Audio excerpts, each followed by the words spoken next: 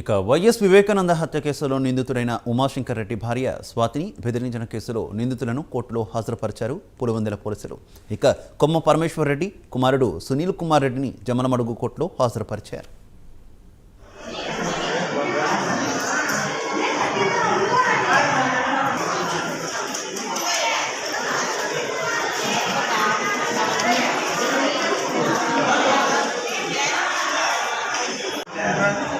తిట్టిన తర్వాత నీ భర్త వివేకానంద రెడ్డిని చంపేసి లెక్క మొత్తేసి మీరు ఇక్కడ కూర్చున్నామని అవి చాలా చండాలమైన బూతులు. నేనైతే చెప్పలేను, నా నోటితో నేను.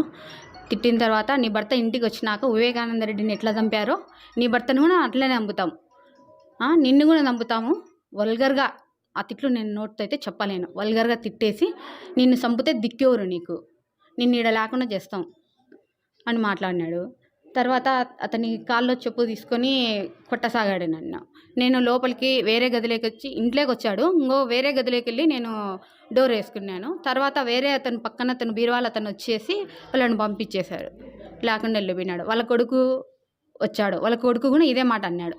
వస్తాడు కదా, బయటికి వచ్చాడు కదా, చంపింటేనే కదా పోయినది, బయటికి వస్తాడు కదా, బయటికి వచ్చినాక వివేకానంద రెడ్డిని ఎట్లా చంపినాడు వాడిని కూడా అట్లే చంపుదాము అని నానా బూతులు తిట్టాడు నన్ను. సాయంత్రం పోయి ఇచ్చేసినాను, తీసుకున్నారు వాళ్ళు కూడా, కంప్లైంట్ అయితే తీసుకున్నారు. నన్ను చాలా చెడ్డగా తిట్టడం మాత్రం చాలా బూతులు తిట్టాడు. నేను ఒక్కదాన్ని ఉన్నాను ఇంట్లోనూ.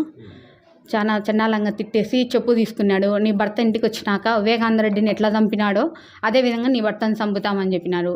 నిన్ను కూడా చంపితే నీకు ఇప్పుడు ఎవరున్నారు దిక్కు, నిన్ను ఈడ లేకుండా చేస్తాము అని ఇట్లా సాధారణమైన మాటలతో అయితే అనలేదు, బూతులతో తిట్టాడు నన్ను, చాలా బూతులతో తిట్టాడు. నేనైతే చెప్పాలి, నా నోటితో నేను చెప్పదలుచుకోలే. ఇలా నేను ఒక్కదాన్ని ఉంటే నా